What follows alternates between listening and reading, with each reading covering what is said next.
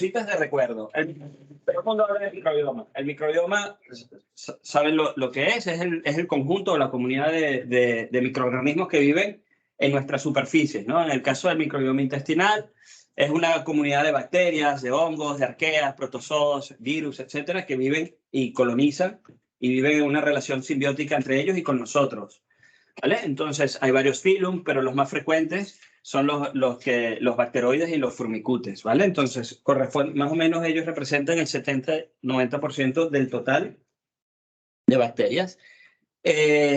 Lo que más ellos tienen varias funciones. Sabéis que tienen funciones inmunológicas porque permiten madurar el sistema inmunológico, tolerar antígenos externos, permiten también la digestión de algunos nutrientes, producen vitamina B12, o sea, tienen muchas funciones y que si no los tuviésemos a ellos, pues realmente la vida sería bastante difícil. O sea, hemos evolucionado y nos hemos adaptado mutuamente, ¿vale?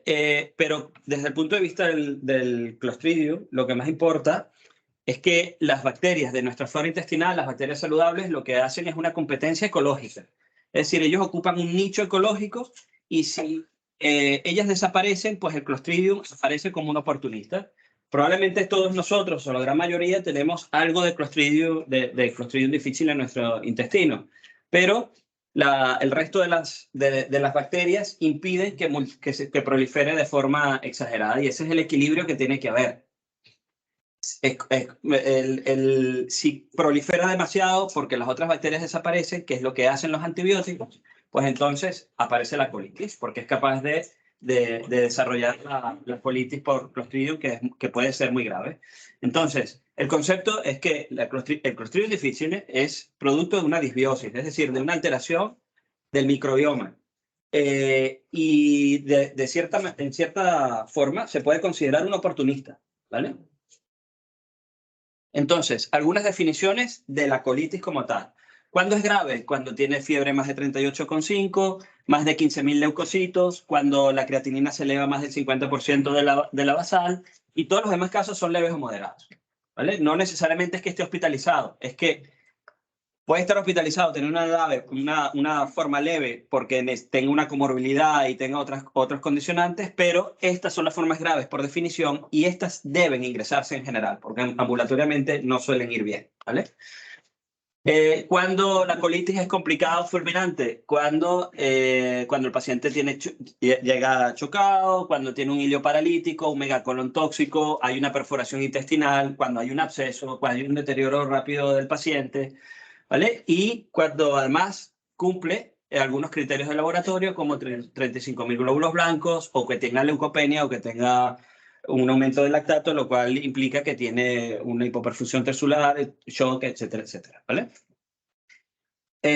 Un Clostridium recurrente es cuando reaparecen los síntomas de Clostridium en el periodo de 2 meses después de haber curado o que haya habido respuesta terapéutica. ¿Cuándo hay respuesta terapéutica? Cuando desaparecen los síntomas o mejoran 48 horas después de acabar el tratamiento. Y hay que tener cuidado con eso porque a veces el paciente ya tenía una disbiosis, aparece el Clostridium, le damos más antibióticos. Entonces, a veces queda un periodo de un hábito intestinal alterado, por decirlo de alguna manera, y cuesta unos días más para recuperar, que no es lo mismo tener diarrea. Y no hay que estar haciendo toxinas de Clostridium de manera permanente porque no está indicado hacer un control de Clostridium, ¿vale? ¿Y cuándo es refractario? Cuando al cabo de 3 a 5 días después de iniciar la terapia, pues el paciente no mejora. Vale, entonces, aquí, empezó por aquí, ¿vale? Entonces, el manejo del Clostridium es simple, no hay muchas opciones. Sin embargo, a veces genera confusión esto es el protocolo del hospital. No coinciden todos con las guías internacionales. Está inspirado de alguna manera en eso, pero aquí hay algunos condicionantes que son sobre todo farmacoeconómicos, disponibilidad de fármacos, etcétera, etcétera, ¿vale? Y este es el que deberíamos saber porque podemos pedir lo que querramos, pero si después no nos dan y es una pelea, ¿vale? Con farmacia o con la dirección, informes, burocracia, es difícil, ¿vale? Entonces, El tratamiento estándar es banco, 125 miligramos cada 6 horas por 10 días.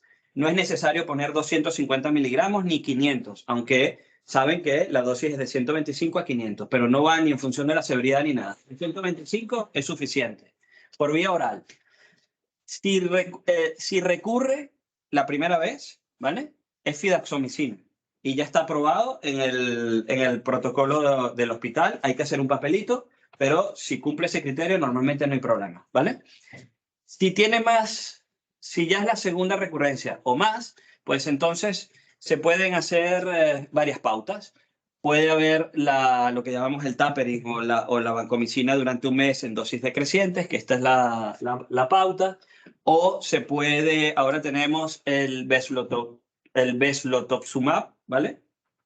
Que si el paciente empieza con vancomicina durante los primeros 5 días, se le puede poner, y el Beslo evita, o está demostrado que puede evitar la siguiente recurrencia. O también se puede hacer fidaxomicina, y hay un tapering de fidaxomicina durante 20 días, o repetir la dosis, ¿vale? Ese es el tratamiento estándar. Hay pacientes que tienen riesgo de recurrencia. El riesgo de recurrencia, si ya lo tiene de entrada, aunque sea el primer episodio, ya se puede poner fidaxomicina. Si es la primera recurrencia, pues fidaxomicina nuevamente, o tapering, o el tapering de vancomicina, o considerar la vancomicina más el Beslo, ¿vale? Y en las formas complicadas o fulminantes, que recuerden que son las que hacen el megacolon, las que se perforan, las que hay rectorragias, las que están chocados, etcétera, etcétera, esos pacientes se puede hacer vancomicina cada 6 horas, que aquí sí se puede poner 500 cada 6, ¿vale? Por vía oral o por sonda gasogástrica si está puesta, y se puede combinar con metronidazol endovenoso. El metro... ¿Qué pasó? Bueno, el metro oral para tratar formas leves ya no se usa, ¿vale? No está indicado, está básicamente proscrito, y salvo excepciones muy concretas no se recomienda en ningún caso. Ni siquiera las ambulatorias. Entonces, recordar que las formas ambulatorias, farmacia, uno puede pautarle vancomicina por vía oral. Farmacia ya tiene dentro del petitorio del hospital la prescripción y la formulación, donde ellos hacen un preparado, las ampollas las diluyen y las preparan de forma adecuada para que el paciente se lo lleve a casa, y el tratamiento completo por 10 días. ¿Okay? Claro, Restis jóvenes que la banco tiene que ser oral. Entonces. Sí, es oral. Bueno, ya deberían saberlo los que han pasado conmigo, pues siempre se los pregunto. Vale, recuerden que la banco no es una molécula muy grande y no se absorbe por vía oral, ¿vale? Entonces, es la única indicación de banco oral. Siempre es endovenosa y no, su biodisponibilidad es mala porque no se absorbe. Pero en este caso es la única indicación porque nos interesa que actúe en el lumen intestinal. Y como no se absorben, pues no da problemas tóxicos, incluso en pacientes con diálisis. ¿Ok? Vale. El Beslo. 4 cositas del Beslo. Es una dosis única, es 10 miligramos por kilo. Se tolera muy bien y no tiene mayores problemas, pero viene formulado con sodio. Entonces, su principal inconveniente es que tiene 28 gramos de sodio, si mal no recuerdo, miligramos de sodio en la ampollita. Claro, son varias ampollas, y cuando le ponemos eso, y son pacientes que están en diálisis, trasplantados, insuficiencia cardíaca y tal, pueden hacer sobrecargas hídricas. Entonces, es una cosa a tener en cuenta, aunque no es una contraindicación absoluta. No es tratamiento para la colitis, es un tratamiento para evitar la recurrencia, ¿vale? El Beslo lo que hace es fijar la toxina B del Clostridium y evita la recurrencia. Vale, como una particularidad dime. Siempre hay que darlo entonces con una colitis activa, cuando hay una función de toxina. Exactamente. Entonces, cuando tienes la recurrencia, ¿vale? Que normalmente está probado para que sea a partir de la segunda recurrencia, o en gente en la primera recurrencia, cuando es personas de riesgo de seguir recurriendo, ¿vale? Entonces, si el paciente ya tiene 5 días o menos de 5 días de duración de ese episodio, le puedes poner eso para evitar la siguiente recurrencia, ¿ok? Y como particularidad del protocolo interno, si prevén que el paciente, o sea, estratégicamente, si prevén que el paciente le van a poner el Veslo o lo van a querer solicitar, pues no empiece con Fidaxo, sino con banco, porque su uso está aprobado con banco. ¿Por qué? Porque, bueno, los ensayos clínicos que se hicieron eran casi todos tenían banco, entonces, como debería ir bien con Fidaxo, pero no hay suficiente N y tal, pues se aprobó que es con banco. Entonces, si viene el segundo, tercero, cuarto episodio y ya ha usado banco, Fidaxo y todo lo que ustedes quieran, pero quieren poner el Veslo, pues entonces poner banco otra vez y se hace la solicitud. ¿Ok? Y es un anticuerpo antitoxina, ¿no? Sí, antitoxina B. Si el paciente falla al Veslo, ¿vale? Digamos que la vida media, porque se preguntaba al pero Mateo, que sí, ¿no? ¿Es cuál? La vida de 19 días. Entonces, una vez que lo usa una vez, no está indicado, al menos con los datos que se conocen hasta ahora, repetirlo. Entonces, hay una sola oportunidad, ¿vale? Entonces, si falla, falla. Si falla, falla y entonces solo queda trasplante, ¿vale? Entonces... En el mismo episodio. Pero si tú le pones el Veslo y responde bien y te hace una recaída a los 2 meses, ¿no lo puedes volver a usar? No, Ya no. ya no. Si recae al cabo de unos meses, 2, 3 meses o 4 meses, o el tiempo que sea, trasplante. Es que el objetivo es que no recaiga, ¿no? Exacto. No tratar el... Vale, entonces, ahora el protocolo. Eso era lo que quería que les quedara claro del protocolo, ¿vale? De Clostridium. Entonces, la infusión de microbiota o el trasplante fecal, ya saben que es simplemente transferir microbiota de una persona sana, saludable, que se supone que su microbiota que está sano porque su microbiota también debería estarlo, y pasarlo a un paciente que tiene una recurrencia de Clostridium, ¿vale? Entonces se puede hacer tanto en el Clostridium agudo como en un intervalo, en una intercrisis, ¿no? Entre varios episodios. O sea, tú tratas el episodio, como no tienes la logística preparada para tenerlo de forma inmediata, entonces tú tratas el episodio y aunque el paciente esté mejor, ya podrías hacerlo posteriormente, ¿vale?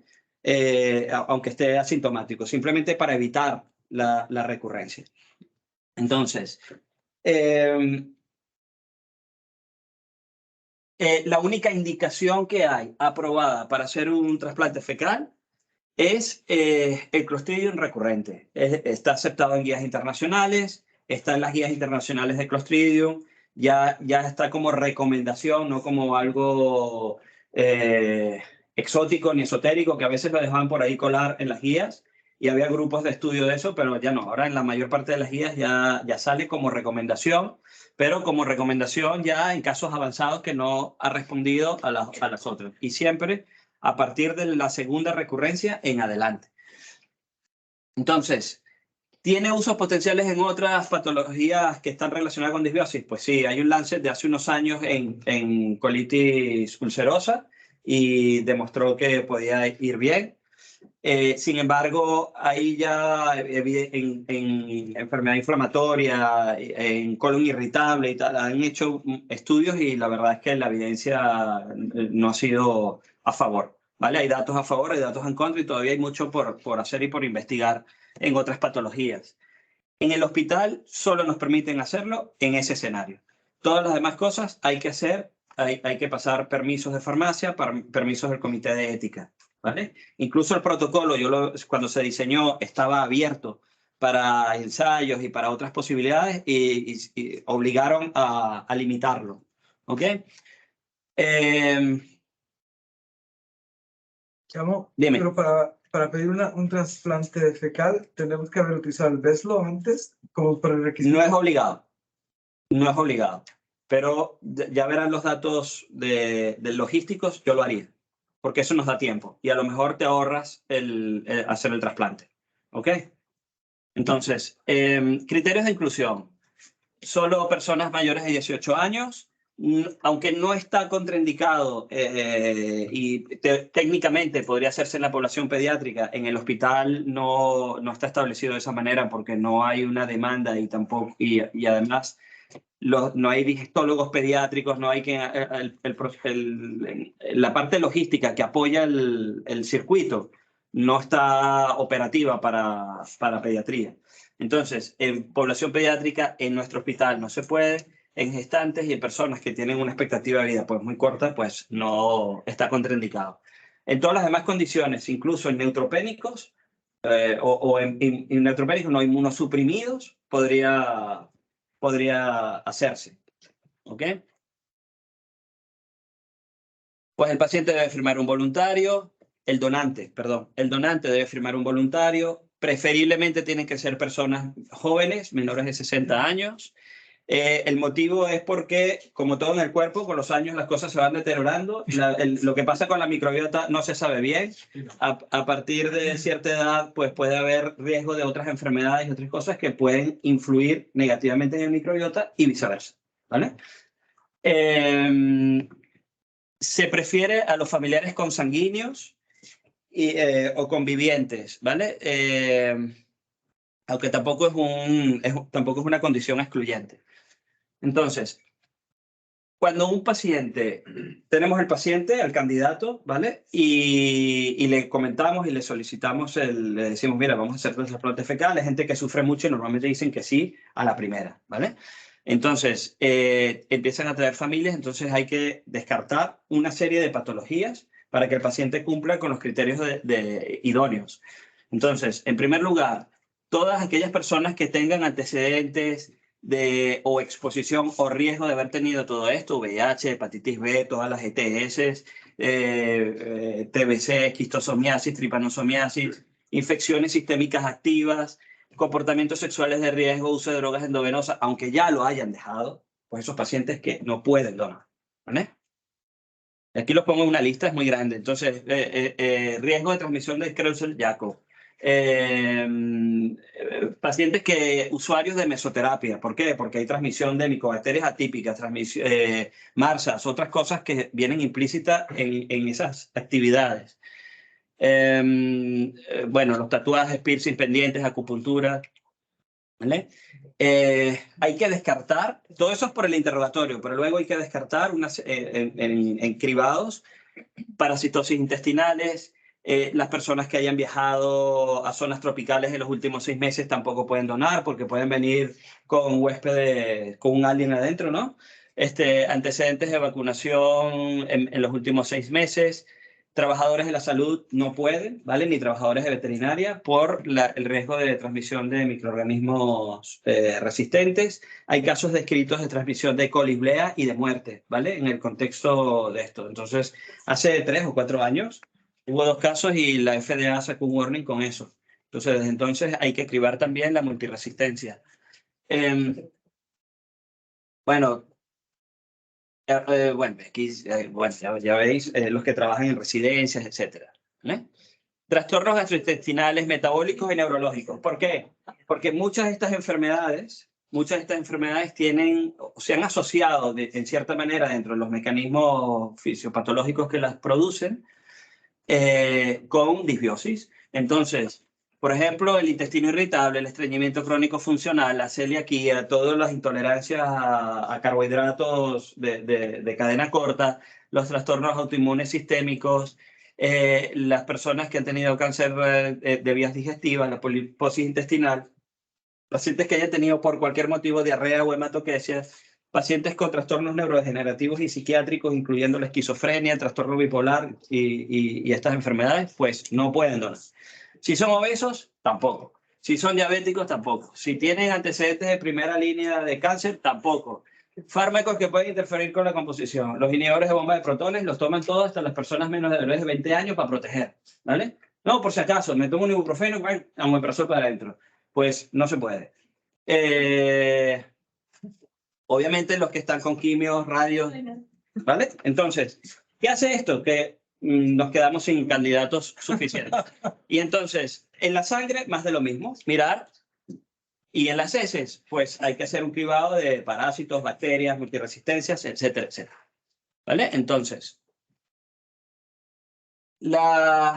¿cómo se hace? Pues se hace de heces frescas. Los pacientes, una vez han pasado el cribado, en la exploración, el interrogatorio, las serologías, las muestras de heces, etcétera, etcétera, ese paciente recoge las muestras en casa, ¿vale? A lo largo de 15 días, todo lo que puedan traer, lo traen, se lleva a microbiología. En microbiología, las heces frescas las decantan, las filtran y extraen un precipitado que es